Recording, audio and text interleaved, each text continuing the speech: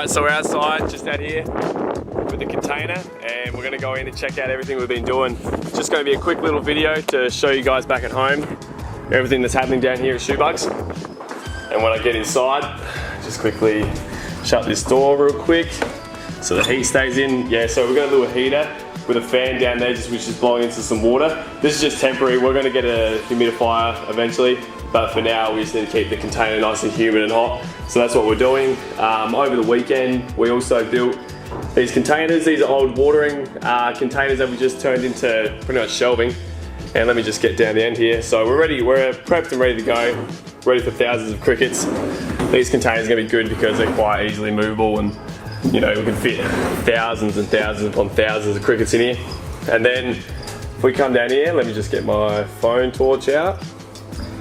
So in here, we've got our adult crickets, the ones we had in Adelaide, and we've just changed the soil over, so there's not actually any, oh, there's maybe one at the back there that's laying, and we've also changed the soil. So we used to use topsoil, but now we're using coconut husk, which is going really well.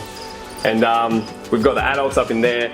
Then we've got a bunch of teenagers, and what I'll do is I'll pull one of these tubs out just to be able to see better. And then if I grab one of these, none under there. There we go, there's a bunch all running around there. We'll also have a few adults in there, but that's just because that was one of those mixed containers. We've also got new water feeders, so you can see just here. This is just old, this is actually a tip from GoTerra. We're over in Canberra. We thank Olympia for that. This is just a bit of rope, you know, we've put it in some PVC pipe and put some water in the top here, and it ends up just, you know, soaking up through the rope. It's really, really good for it. You know, one adult there. I might actually catch him now. I'll worry about him later. Anyway, so that's the two kind of tubs that will slowly start to breed. And then, yeah, just give you guys a little bit better view. That's what it kind of looks like from way down here. And then what we'll do, I'll go show you the little pinhead setup. Obviously we keep track of all our dates up there on the wall. It's very important to know when the crickets are coming and how long they've been in the tubs for. It's also just important to keep accountability so you know what you need to be doing on what days.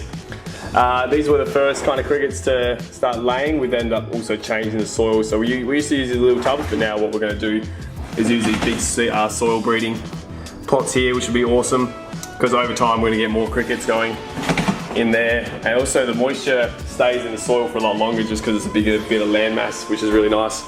So yeah, we've got our pinheads here. These are the ones we had born in Adelaide. These guys are getting pretty big now. I'll just blow on them so you can see them on the camera moving around down there.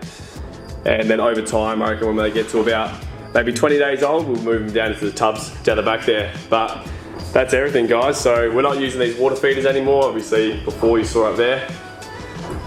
We've got the new PVC pipe with the old oven rope technique from Canberra. We thank you, Olympia, once again. But that's pretty much everything, guys. So it's going to be exciting. All these tubs are going to be full of crickets very soon. All right.